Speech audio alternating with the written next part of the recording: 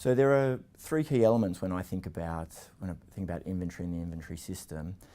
There's quantity, location, and value. And so if I was to speak about the difference between a perpetual and a periodic inventory system, for me a periodic inventory system is one where you periodically know how much inventory you have. Whereas in the perpetual system, you understand that real time. So let me explain this. A periodic system is a very basic system. It relies on knowing how much inventory is on hand. This is done through stock takes.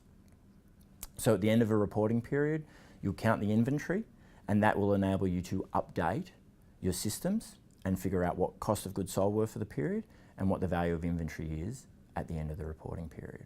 It doesn't give you real-time information, so you're really relying on the end of each period to tell you what the cost of sales were and what the inventory balance looks like. If you want to know how much inventory you've got at any point in time, you've really got to either go and look at the volume of sales during the period and how that relates to your opening balance of inventory, or go and actually take a look for yourself and see if it's there. The periodic system might work where it's a small business or where there's a company that relies more on manual records to update its systems. In the perpetual system, there's greater integration.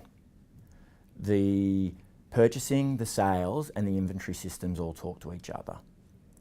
Purchases are added to opening inventory, sales are removed, so that at any point in time, you know how much inventory you have on hand. In this system, stock takes are used, but they're not necessary.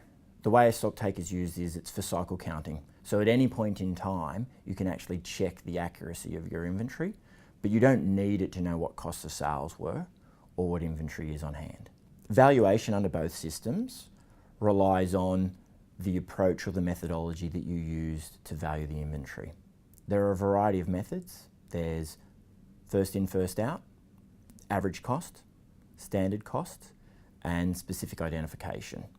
And depending on the approach that you use, you'll get a different value for inventory each time. Every business has a different need from its inventory system. If we think about the complex and competitive world that we live in today, your ability to access real-time data around the quantity, the value, and the location of inventory becomes really important. If you think about the consumer-driven world, online sales, the need to sometimes deliver same day or even within 2 hours, the ability to use information around the cost of your inventory to do things like time of day or demand-driven pricing. All these things really rely on an inventory system that gives you greater insight into where your inventory is, what it costs, and how much you've got.